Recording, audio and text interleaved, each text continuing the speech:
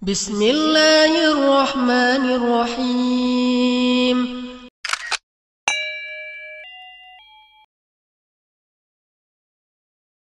12. Mengabaikan tugas kalbu. Mengabaikan tugas kalbu.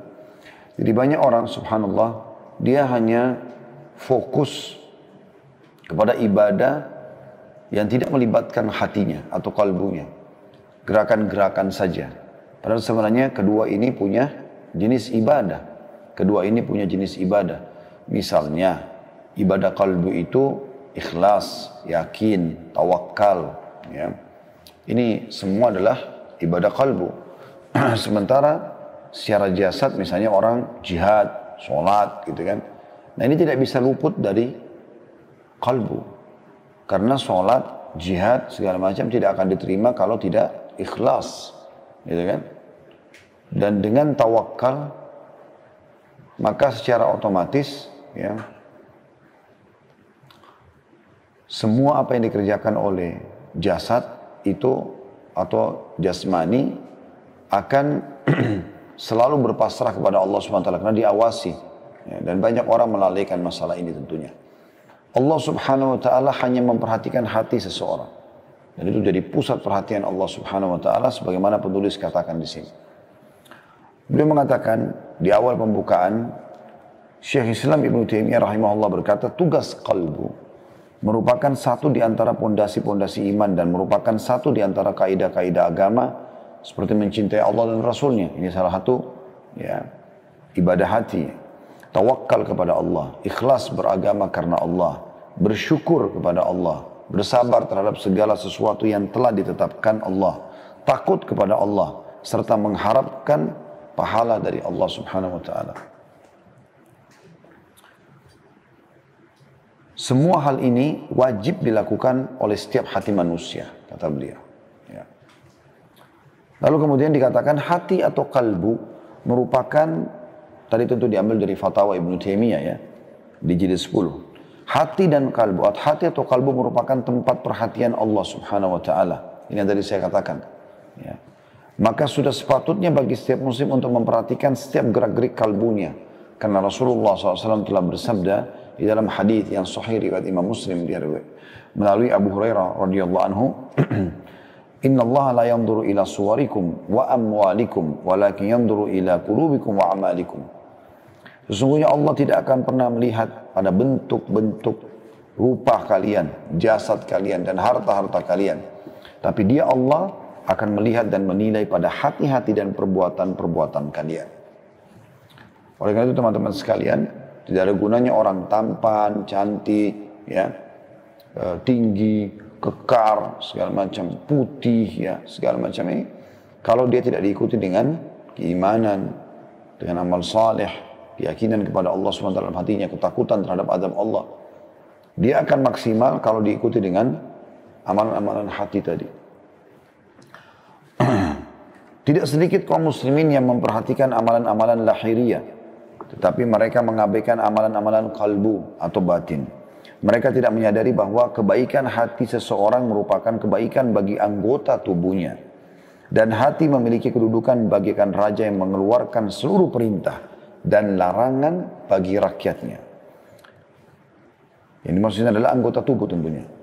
Banyak tugas yang harus dikerjakan hati manusia. Antara lain adalah mencintai Allah Subhanahu wa taala. Ini merupakan tugas kalbu yang paling besar dan merupakan tujuan yang paling mulia. Ibnu Qayyim rahimahullah berkata tentang hal ini, mencintai Allah merupakan santapan rohani, makanan kalbu dan permata hati. Jadi teman-teman, kalau hati ini baik, maka baik seluruh anggota tubuh. Kalau buruk, maka buruk seluruh anggota tubuh. Itu yang disampaikan oleh Nabi SAW. Ala inna fil jasadil mudghah idza saluhat saluhat jasadul kullu. Sesungguhnya dalam fisik manusia itu ada segumpal darah. Kalau dia baik, baik semuanya. Kalau dia buruk, idza fasadat fasadat jasadul kullu. Kalau dia buruk, maka buruk semua jasad. Gitu kan? Jadi banyak orang subhanallah justru wajahnya cerah, hidupnya bahagia justru karena hatinya tentram. Dan berapa banyak orang penampilannya di luar bagus, tapi karena hatinya kacau, maka hidupnya pun tidak bahagia. Lalu kata penulis, lalu bagaimana halnya dengan kalbu kalbu kita terhadap sikap mencintai Allah. Apakah mencintai Allah itu lebih diutamakan daripada mencintai harta, istri, dan anak-anak atau sebaliknya?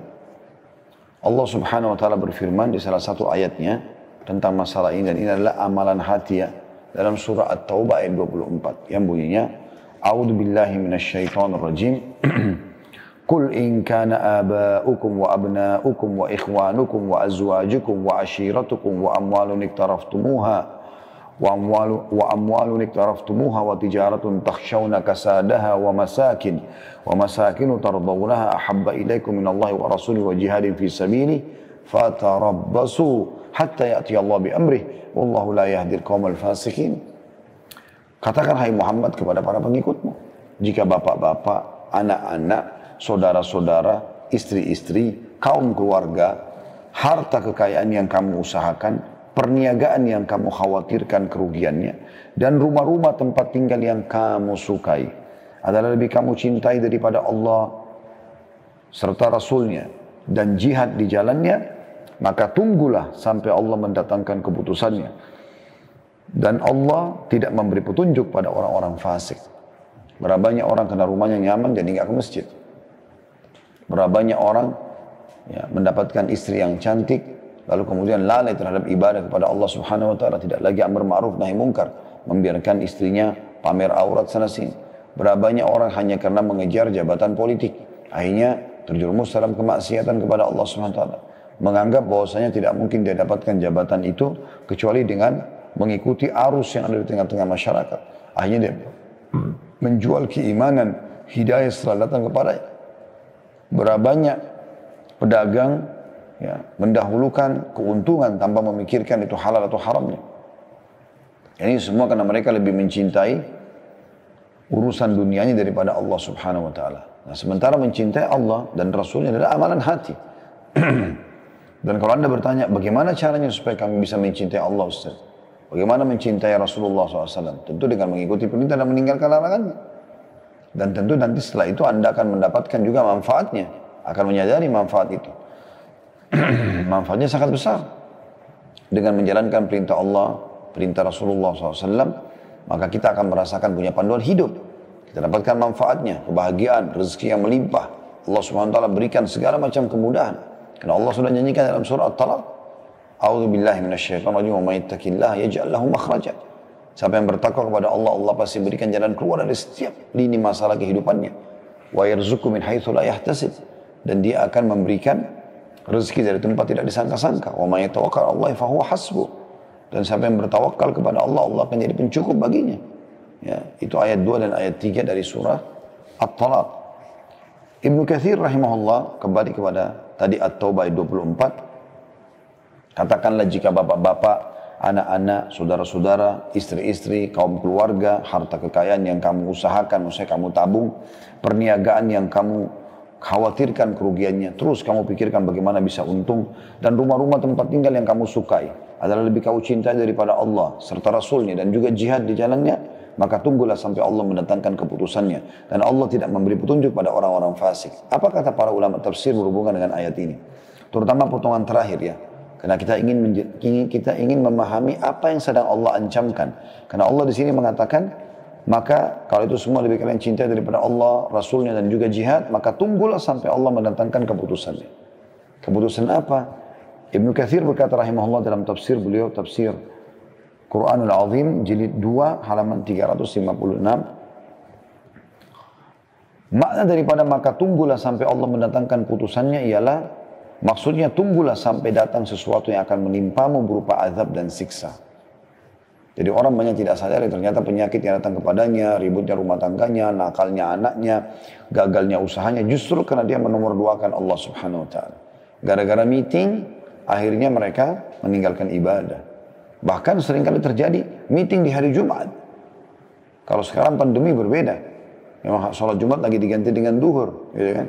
Masalah COVID-19, tapi kalau tidak, kenapa harus begitu? Pernah seorang ikhwah tanya kepada saya kerja di perusahaan Ustaz, meetingnya umumnya selalu hari Jumat dan selalu jam 12 siang hingga tidak bisa Jumat. Apa yang harus saya kerjakan? Saya katakan keluar dari situ. Tidak mungkin Anda meninggalkan Jumat yang merupakan wajib bagi kaum laki-laki tanpa udzur syar'i hanya karena urusan meeting saja. Lalu kata penulis selanjutnya, alangkah bahagianya orang yang hatinya diliputi dengan kecintaan kepada Allah dan Rasulnya. Rasulullah SAW bersabda, "Walladzi nafsi biyadih," demi zat yang jiwaku di dalam genggamannya, maksudnya demi Allah, "La yu'minu ahadukum hatta akuna ahabba ilaihi min waladihi wa walidihi wan nasi ajma'in." Tidaklah seseorang antara kalian beriman dengan sempurna sebelum aku menjadi orang yang lebih dicintainya daripada anaknya, orang tuanya, dan seluruh manusia. Hadis ini riwayat Ahmad dengan sanad sahih. Sampai pernah Umar bin Khattab radhiyallahu anhu jalan bersama Nabi SAW, lalu beliau mengatakan, "Ya Rasulullah, aku mencintai anda melebihi semuanya. Pokoknya istri, anak, harta, apa saja anda perintahkan aku ikuti. Kecuali diriku sendiri ya Rasulullah. Aku masih lebih cinta diriku daripada anda." Maksudnya, kalau anda perintahkan sesuatu lalu aku berat, maka akan berat itu. Kata Nabi SAW, "Tidak hai Umar. Maknanya kalau kau ingin sempurna imanmu, harus sampai aku lebih kau cintai daripada dirimu sendiri. Apa yang aku perintahkan walaupun jiwamu gak suka, kau kerjakan. Sholat malam ngantuk, tapi Rasulullah SAW suruh, kerjakan. Kejujuran berat, tapi Rasulullah SAW perintahkan, kerjakan." Gitu kan? Seperti itulah. Maka Umar menundukkan kepalanya sebentar atau sejenak, lalu mengangkat lagi, lalu berkata, "Sekarang ya Rasulullah, Anda lebih aku cintai bahkan atas diriku sendiri." Ya, kata Nabi SAW, "Sekarang hai Umar." Seperti itulah. Ya. Jadi subhanallah, para sahabat memang sudah memahami amalan ibadah. Hati itu punya amal ibadah, ikhlas, tawakal tadi, cinta kepada Allah dan Rasulnya, benci karena Allah dan Rasulnya, benci sesuatu perbuatan buruk karena Allah dan Rasulnya memerintahkan itu. Kemudian takut dan seterusnya. Dan amal yang paling tinggi adalah mencintai Allah dan Rasulnya. Caranya mengikuti perintah Allah dan meninggalkan larangannya, maka akan muncul rasa cinta itu nantinya. Bagaimana keadaan kalbu kita, kata penulis, di hadapan sikap tawakal, memohon pertolongan, takut, mengharap, khusyuk atau konsentrasi dan tunduk kepada Allah SWT. Rasulullah SAW bersabda, "Innal abda la yusalli shalah wa ma kutiba lahu illa nisfuha, illa thuluthuha, illa rubu'uha, illa khumusuha, hatta balaga usyruha," atau usyruha. Hadis riwayat Abu Dawud dan Nasai. Sesungguhnya seorang hamba melaksanakan sholat, tapi karena tidak konsentrasi, ya, hatinya tidak terpaut karena mencintai Allah, karena ingin mengejar janji Allah di situ, tidaklah dituliskan baginya kecuali hanya setengah pahala. Bahkan ada yang cuma sepertiganya, ada yang cuma seperempatnya, ada cuma seperlimanya, hingga ada yang hanya mendapatkan 1/10 dari sholatnya. Para salafus saleh, kalau mereka lagi sholat, baru mau sholat saja, dinukil sebuah riwayat tentang Hasan bin Ali radhiyallahu anhu, cucu Nabi SAW dan merupakan anak dari orang yang sangat mulia dari sahabat yang mulia Ali bin Abi Thalib radhiyallahu anhu majma'in. Kalau mau habis wudu, kalau mau masuk masjid, beliau selalu memerah wajahnya kayak orang ketakutan. Ditanya orang-orang yang sekitarnya, "Ada apa dengan anda? Apakah ada musuh yang mengancam anda sehingga kami bantu?" Kata beliau, "Tidak," radhiyallahu anhu. Cucu Nabi SAW ini, kekasih Nabi SAW, Hasan, mengatakan tidak. "Tapi apakah kalian tidak tahu saya akan masuk ke istana siapa sekarang?" Padahal masjid itu biasanya ada yang bangunnya sederhana. Tetap saja dalam gambaran kita adalah rumahnya Allah. Istana yang telah Allah siapkan untuk mendekatkan diri kepadanya. Begitu mereka luar biasa. Ada di antara mereka, sahabat Nabi yang sholat, disasarkan padanya di dadanya, bahkan kena dari daerah hatinya, ya, anak panah, sampai 10 anak panah, dia nggak berhenti sholat. Sampai dia mengatakan, "Demi Allah, kalau bukan aku khawatir dia musuh melepaskan anak panah lagi pada saat dia lagi berjaga-jaga di malam hari di pasukan, di perbatasan pasukan muslim sama musuh, aku tidak khawatir musuh melepaskan lagi anak panah sehingga aku terbunuh dan Rasulullah SAW dan para sahabat bisa diserang oleh musuh, maka niscaya aku akan selesaikan surah Al-Kahfi yang aku baca pada malam itu." Jadi luar biasa mereka, hatinya sudah terpaut kepada Allah Subhanahu wa taala.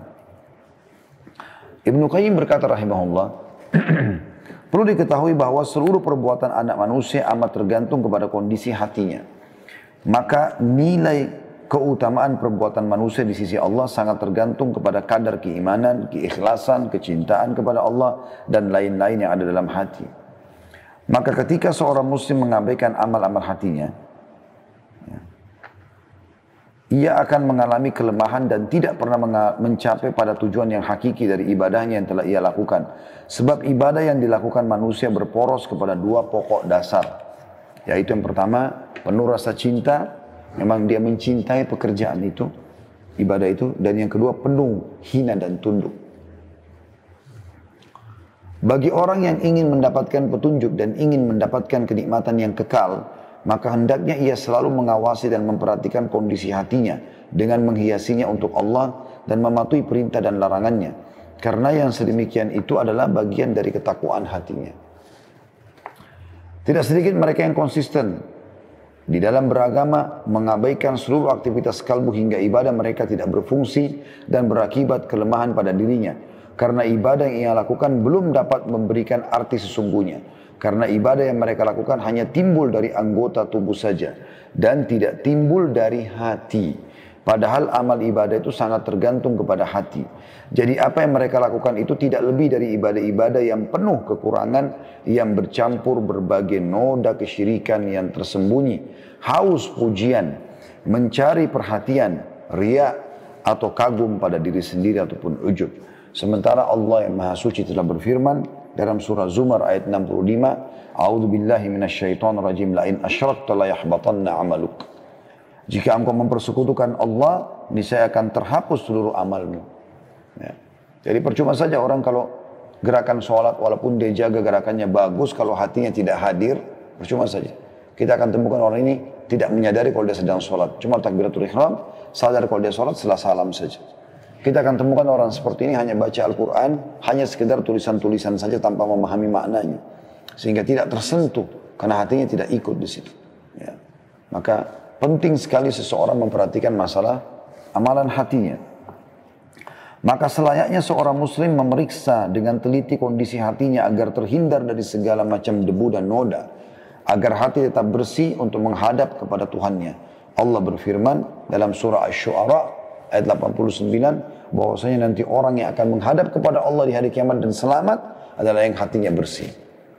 Ya, nanti insya Allah kita akan jelaskan lebih jauh tentang masalah beberapa jenis penyakit hati juga ya.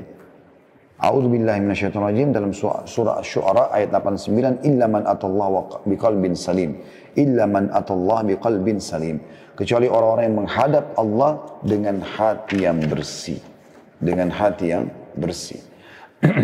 Jadi teman-teman, hati ini sekali lagi butuh amalan-amalan, ada amalan-amalannya. Dan itu harus didahulukan dari amalan-amalan jasmani. Ikhlas, tawakal, yakin, cinta, takut, ya. Ini semua berserah diri dan seterusnya, ini adalah amalan-amalan hati. Sabar, itu semua amalan-amalan hati. Ya. Ini nanti akan memperkuat jasad atau memperkuat amal jasmani yang kita lakukan. Karena dengan keikhlasan, dengan tawakal kepada Allah, dengan cinta kepada Allah, ya, dengan takut kepada Allah, maka kita akan khusyuk sholatnya. Kita akan konsentrasi dalam membaca Al-Quran. Kita akan merasa rugi kalau kehilangan kesempatan untuk mengerjakan salah satu dari jenis-jenis perintah Allah SWT. Kita akan merasa terbebani sekali kalau sampai terjerumus pada hal satu pelanggaran Allah. Mungkin cuma pelanggaran kecil. Sampai kata Nabi SAW, orang mukmin itu kalau terjerumus dalam satu perbuatan dosa kecil saja, maka dia akan lihat seperti sebuah gunung berat di pundaknya. Dan orang kafir atau orang munafik, kalau mereka berbuat dosa besar, maka mereka hanya lihat seperti lalat yang hinggap di hidungnya, lalu dia usir seperti ini. Itu kurang lebih gambaran tentang masalah ya, sebab lemahnya iman yang ke-12, ya, yaitu lalainya seseorang dari amalan hati.